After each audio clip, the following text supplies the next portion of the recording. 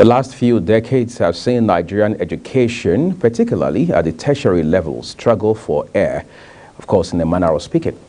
Budgetary allocation, funding, policy direction, regulation, assessment, monitoring, and evaluation are all aspects of this otherwise critical sector that have had question marks all over them. As a matter of fact, Nigerian government has consistently been ranked pathetically poor in light of UNESCO recommendations for education funding. However, the recent investigative report done by an undercover reporter affiliated with Daily Nigerian on how he bagged a degree from a Cotonou, Benin Republic-based university in 6 weeks and went on to participate in the nation's National Youth Service Corps (NYSC) scheme has further deepened the far from pleasant states of the nation's higher education system. While the Nigerian authorities have immediately suspended assessments and evaluation of universities obtained from schools in Benin Republic and Togo pending the outcome of an ongoing investigation, what is a definitive solution to this menace? Dr. Babayo Sole is a senior lecturer, International Relations Department at the Federal University, Kashere in Gombe State, from where he joins us live via Zoom tonight. Doc, we appreciate your presence on on Big Talk tonight.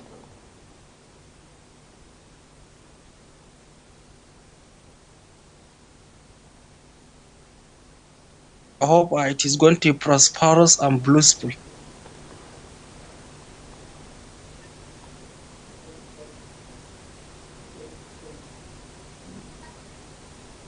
All right, thank you. So I was just going to start first. Of course, this is not the first time we will see or hear about controversies as far as the education sector is concerned. But this appears to be, sadly, another low altogether in this regard. What's your assessment? Well, thank you very much. I think what happened, or this recent controversy is reflecting our fears that we have been expressing for so many decades. Because education is not something that we can toy or joke with. It's not something that we can just handle recklessly, because it is the backbone and it is the root behind our development, progress, and improvement. But unfortunately, the way we are handling the education sector in this country is what is leading to current realities that is unfolding, which is sad, unfortunate, and denigrating. Well, it has to do with, I think, three basic matters. Number one, as you mentioned, I think it has to do with regulations. In every society, in every state, and in every sector, in every human endeavor, even if it is a private one, there must be regulations and there must be some principles and due processes of undertaking such attacks. I think that is one area where we are lacking. We are just, I think, looking externally. If that undercover investigator will dwell into Nigerian universities also, both public and private, both state-owned and federal-owned, there will also be many shocking revelations that will call for an urgent reforms. So in this regard, I think one is a matter of regulations. The regulatory body, the NUC, which is responsible for regulating both degrees and within Nigeria and outside Nigeria, is doing its best. That is to say, to be fair to them, because we know the process, we know the situation, even though sometimes the NUC itself is at fault because of the charade that is being perpetrated with our own connivers. When I say with our own, it is better when you are at fault to say it, because we are now talking of reforms. Why I say this is, you will find even in federally owned universities, state-owned universities and private universities, many departments do not fulfill the requirement for accreditation. But the NUC will send a team. The NUC itself is aware of the assessment because it knows what these departments are worth in these universities. They know what they have, what they don't have, what they are and what they are not. Yet they will send a team. There will be a kind of an arrangement, a kind of an embellishment, whereby they will hire staff, they will hire structures, they will do all this. Then they will come, they will be shown beautiful things, effervescent buildings, and so many other fascinating facilities, they will go back and say, yes, they meet the accreditation, then they will accredit us. And it's a matter of regulation, because we have to start regulating from within before we talk of regulating outside. We all know what is obtained there in these Cotonou universities. This is nothing new. I know personally so many of them that used to go there. They will just spend 1, 2, 3 weeks or 1, 2 months. They will come back with a university degree. They will be enrolled in NYSC, and they will subsequently ended up securing even a beautiful or a good job. So all these things are matters of regulation. That is number one. Number two, it has to do with the way the government is handling the education. That is how the citizens perceive the education, and that is how they are doing. They are seeing that the government is not demonstrating seriousness in terms of giving quality education to the citizenry. And because of that, they feel that the government is not after quality. The government is just after the certificate. And why I say this is because the government is owning some universities for more than 5 decades ago, like ABU, University of Ibadan, and so many of them which were established since 1960s. But they are chronically underfunded by the same government that owned them. Instead of the government to pay attention to funding these universities to meet up with the minimum standard of global best practices, the government is busy establishing many more here and there, just the quantity, not the quality. So this gives the citizens an impression that all that the government needs is just the certificate. So because of that, therefore, people are rushing in whatever way to go and get this certificate so that they will come back and get a white collar job. That is it. And then the third issue I think attached to this controversy or to this problem is the way the society is interpreting certificate, and the way the society is interpreting skills, and the way they are being handled in our society. We just do not care about the skills, no matter the level of your skill, no matter how you are best taught with some extraordinary knowledge and skills that do not require certificate. The government will not pay attention to. We are all aware. We know a situation whereby in Kano, for example, a teenager was able to just produce a local helicopter, and it flown within the Kano city. We know here in Gombe, even an elderly octogenarian who establishes a radio station locally made, and even a gas that is using water instead of gas. I mean, cooking water, I will call it, not cooking gas, because it is using water instead of gas. But we don't all pay attention to such case. Rather, all that we are after is you must have BSc, you must have MSc, you must have PhD. I have a degree in this, I am a medical doctor, I'm a lawyer, I'm a lecturer, I have this, I have it. Reached an extent in Nigeria where even professorship, the most exalted rank in the academic, is now being bastardized in a situation whereby civil servant or public servant in the office will now go after professorship without following the criteria. That is the extent that we reach. So I think it has to do with regulation, public perception, and attitudinal approach toward the situation. So it means we need a reform in this regard.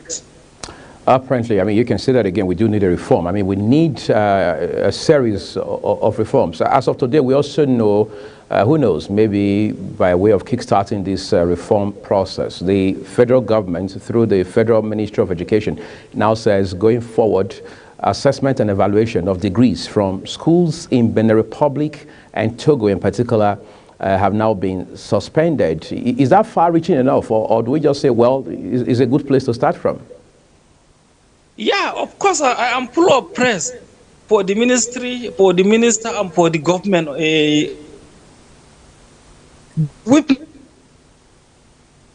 This tells volume of the seriousness of the ministry and the government to ensure quality in the process. Even though in the introduction I said that there is unseriousness, although this is inherited from the previous government. And by the action of this government and the ministry, we will hope that it will demonstrate an entirely different approach that will renew our hope in resuscitating our educational system to be rejuvenated toward a competitive educational quality that will reach the minimum standard that we are looking globally. At least it's a good place to start, yes. But there are questions that many are asking. For example, what about the thousands that succeeded in acquiring this certificate. They now enrolled in NYSC. Some of them even rounded up their NYSC and they were able to secure good jobs. They are now in the payroll of the government and even many other private organizations that are lucrative and are paying a very good incentive. What about them? Because justice is justice. By blocking the present one, what happened to the previous ones that have already benefited from the scam? This is the question that some are asking.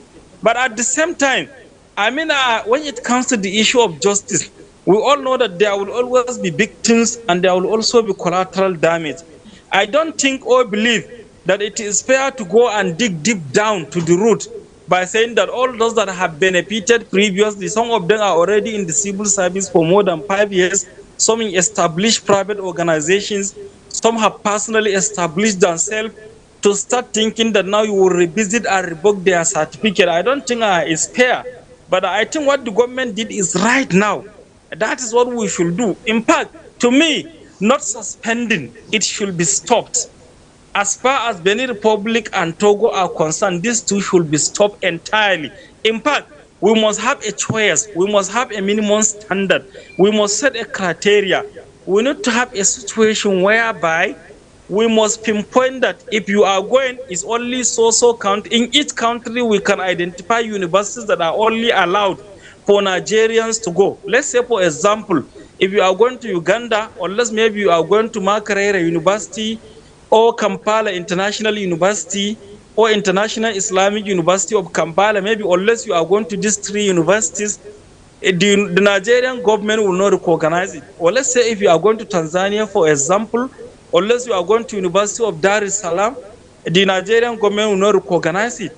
Or let's say if you are going to South Africa, unless maybe you are going to University of KwaZulu Natal or University of Pretoria or University of Cape Town and other notable and reputable global institutions, it will not be recognized. I think it's high time the NUC should now sit down and create a data bank for these countries and the universities that it is only these universities that if you go, they are recognized. In this regard, even the Benin Republic and the Togo, there may be some universities that cannot be suspended because there too they have their universities that reach the minimum standard. It's only that the Nigerian students are those lazy ones that could not make it here are going there as an alternative in order to get the degree at all costs, because that is just what the society is now valuing. So therefore, it's a good start. The next thing is not suspending. There should be a mechanism whereby such universities should be recorded. Not only that, we should also come down and descend down to our own institutions at home. For example, I think you may be well aware that on 6 November 2023, Sahara reporters also did an undercover investigation in Lagos State University last week, and they came up with a shocking revelation whereby people are awarded degree also within a period of 3 to 4 months, just like in Cotonou, for example, where they pay at the rate of between 2 to 3 to 4 million. And thank God, even the university management did not reputed this or disputed these allegations. Rather, they said that it is being investigated. So we need also to set a committee and visit. That is why ASU is always insisting that there must be visitation panels on and off, so that they will be investigating and digging into all these issues, and then they will be coming up with recommendations that will make sure that it checkmate the system by coming up with some mechanisms and some processes and procedures that will ensure that quality assurance is maintained. Because to me, even the universities today that are giving degrees that are up to standard, no bribery, no corruption, no sexual abuse scandal and whatever within Nigeria, still the curriculum is not enough in 21st century global world to meet up the minimum requirement. You cannot, for example, be a student of international relations or political science or sociology or criminology or whatever, and then you will spend the entire 4 years passing in and out without being trained in computer, in other skills. I think we are not helping ourselves. So we need to revisit all this. We need to rethink our education. We need to know that unless and until we got it right in the education sector, we'll never get it in any sector continuously. It will just be an incremental process of trial and error without positive results. Yeah, Doc, I would like to believe that one of the core highlights of your narrative just about 4 minutes ago would be when you mentioned the term quality assurance. That's very instructive. But let's talk about what they say charity begins at home and justice from the next door. Now, we are going all the way out to, if you like, block degrees from Cotonou, I mean, Benin Republic generally, and then, of course, Togo, saying that henceforth Nigerian authorities within the education sector will no longer assess or evaluate them. But let's look at the reports now coming out saying that, look, while we are at it, I mean, while we are making all of these efforts to ensure that Nigerians do not leave this country to bring degrees from some, you know, some racketeers outside of this country with collaborators back at home, we also need to now take a much closer look, honest look at our tertiary education system. I mean, you just made mention of the LASU case a while ago, and that's, again, a very pivotal point in our history as far as education is concerned. Today, you hear about institutions in Nigeria where people talk about going to buy, I mean, operative word, buy degrees of all sorts, whether it's bachelor's or master's or even PhD of whatever it is. But then the real concern now is when you look at the Nigerian tertiary education segment today, there's a plethora of private universities. How do we, if you like, increase capacity in terms of monitoring, evaluation, quality assurance, and then you talked about visitation panels? Of course, I think at the NUC here need to be more and more serious. In the case of the public universities, I think there are other organizations and associations that are responsible in contributing toward assuring this quality assurance. For example, the Academic Staff Union of Universities, ASU, NASU, SANU, NAT, COESU, ASU, and others. I think one of their responsibilities is not only to fight for their members' right, is not to fight for the system, but also to checkmate the system internally. So I think they have a responsibility of doing that, because the issue is it is not only shouldering on the neck of the government alone or on the neck of NUC alone. It is a collective responsibility. For example, if you go to universities, the head of department is responsible in ensuring that the staff under him are given the necessary curriculum and the syllabus and are teaching accordingly, and they are attending to the student, giving assignments, CS regularly, and attending to other matters of the student. I think at the departmental level, there should be a mechanism for that. At the faculty level, also the same thing. At the university level, the same thing. That is for within the university. And outside the university, the NUC should be more responsible, should be sincere. All bribery and corruption proceedings should be eschewed. And then let us be sincere. If you meet the criteria for assessment to be accredited, you should be accredited. If you didn't meet, we should call a spade, and you should be asked to go and prepare again. They are not crucifying you. They are not blocking you. They are not registering you. They will simply tell you that you did not meet the criteria, and therefore we are giving you a window of so period of time to go and prepare again in order to come and meet the criteria. It's simple, because you can do it if you are serious. So this is another aspect. As you said, actually the proliferation of much private universities today is raising more question than answers.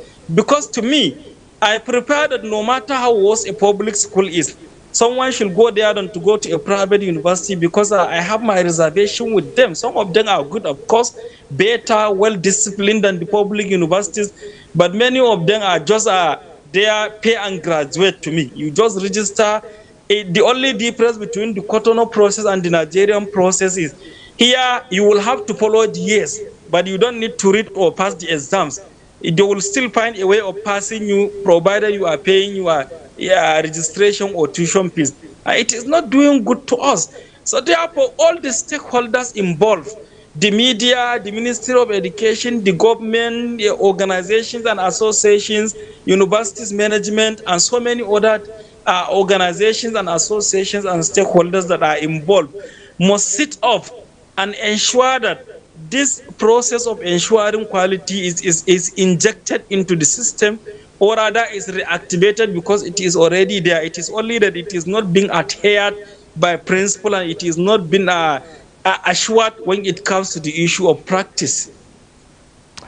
Okay, as we wrap up now, Doc, some persons have been named with regards to the original investigative undercover reports that led to this conversation that you and I are having right now. Nigeria does not have a very impressive reputation for prosecuting corrupt individuals and entities under circumstances such as the one we're discussing tonight on Big Talk. But in what ways can the authorities in Nigeria in particular make a couple of scapegoats going forward? It is just very simple. To me, I believe that even a 5-year toddler in Nigeria is quite aware of our problems and is also quite aware of the solutions. But the greatest obstacle in Nigeria is the political will. The will and the zeal to implement without fear or favor is where the problem is. Now it is about political will. And it must always start somewhere. We have been talking it must have a place where to start. For example, now, the way the ministry will the courage to have that swift action and take this quick decision, I think the next thing it should do is also, as we said, to sanction those that are involved quickly. This will really send a very strong message, not only in the education sector, but the entire nation, that the government is now serious and the corporate will now pass the law as they should, instead of just escaping. Our problem is that we have the laws. We can investigate, we can recognize where the fault is, but to have the political will is where the issue is. And the best way I think to go about is now let this ministry, as they now took a decision quickly, let also quickly take another move, next step forward by sanctioning those that are involved. And then secondly, not only sanctioning those that are involved, let us also make sure that, it is better sometimes to prevent a crime than to cure it. Let us come up with mechanisms that will make sure that it is prevented. Once it is prevented, there will not even be the crime, talk less of the inability to punish the criminals. I think these are some of the best ways that we need to adopt in order to ensure that that notorious ugly reputation that we develop of not sanctioning offenders is now a history. Henceforth, all offenders will now face the wrath of the law as they should. I can't say thank you enough, Dr. Babayo Sole, Senior Lecturer, International Relations, Federal University Tertiary in Gombe State, for joining us live via Zoom tonight. Well, I must also say thank you very much. I must appreciate the opportunity given to me. And once again, I wish us a successful and prosperous New Year. Thank you. Same to you. Thank you. And it turns out that was a wrap on the show tonight here on Big Talk Global Television. I'm Uya Agumafwewe. Thank you so very much for watching. I'll see you again.